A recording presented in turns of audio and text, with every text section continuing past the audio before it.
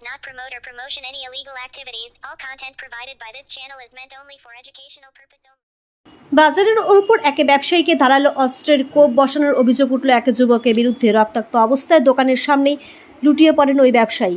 খবর পেয়ে রাতেই ঘটনাস্থলে আসে পুলিশ। হাসপাতালে নিয়ে যাওয়ার পথে মৃত্যু হয় সজল সাহা নামে ওই ব্যবসায়ীর। গোটা ঘটনা ঘিরে আতঙ্ক ছড়িয়ে পড়ে অন্যান্য ব্যবসায়ীদের মধ্যে। তড়িঘড়ি সব দোকানপাট বন্ধ করে দেন ব্যবসায়ীরা।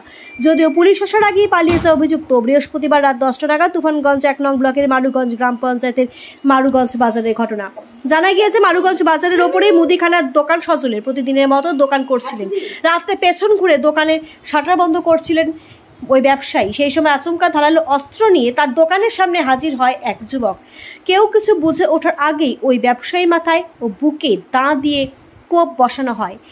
কেউ কিছু বুঝে ওঠার আগেই পালিয়ে যায় অভিযুক্ত। এদিকে রক্তাক্ত অবস্থায় দোকানের সামনেই লুটিয়ে পড়েন ওই ব্যবসায়ী।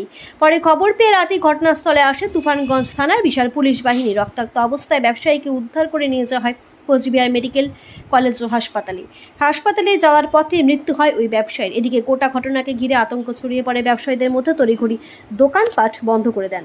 দোকান বন্ধ করে বাসায় চলে যাওয়ার 10-15 মিনিট পরে খবর পাই যে ওকে কেউ দা বা কোনো অস্ত্র দিয়ে আঘাত করছে। তারপরে সঙ্গে পেছন থেকে আঘাত করেছে। পেছন থেকে শুনলাম যে 2টা শাটার বন্ধ হয়ে গেছে, একটা শাটার নাকি বন্ধ করবে।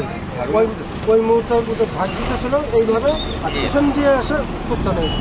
পেছন থেকে কোপটা মেরেছে। পেছন থেকে কোপটা দিচ্ছে, এই সেটাই কোপটা লাগছে। আমি শোনার পরে হসপিটালে চলে যাওয়ার পরে চলে গেছে, মারা গেছে। যে মারা গেছে কি নাম তার? ওর নাম হলো সজল সাহা। বয়স কিরকম হবে? বয়স 34-35 এরকম হবে।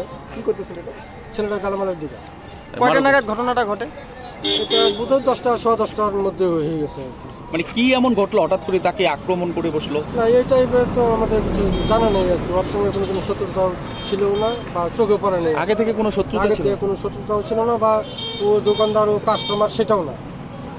যে মেরেছে তার বাড়িটা কোন দিকটায়? তার বাড়িটা উত্তর মরাডাঙ্গা। উত্তর মরাডাঙ্গা মানে ডিস্টেন্স তো অনেকটাই, প্রায়। হ্যাঁ, ভালোই ডিস্টেন্স। পুলিশ কি আটক করেছে তাকে? না, পুলিশ আটক করেনি। তবে রাত্রেবেলা পুলিশ আসছিলেন, এসে যে জায়গাটা ওই স্পটের নোংরা ঠাকুরগুলো পরিষ্কার করলাম। কুচবিহার থেকে আসে এতটুকু ধারালো অস্ত্রটা উদ্ধার করেছে। ধারালো অস্ত্রটা উদ্ধার করেছে সেটা আমি দেখিনি, তবে শুনতে পারলাম ধারালো অস্ত্র ছিল। আচ্ছা, নিজের দোকানে আমি দোকানে মাল উঠাচ্ছি। কি হয়েছিল ঘটনাটা? বোঝা যায় নাই তো। যেটা পরে বোঝা গেল যে একটা হাতিয়ার ওই দোকানদার ওর কাছ থেকে নিয়ে রেখে দিল, এইটুকু। আর কোনো লোকজনও ছিল না।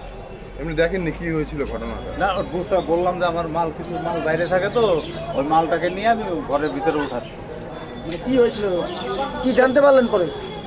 জানতে পারলাম যে এরকম একটা ঘটনা ঘটে গেল। কি ঘটনা?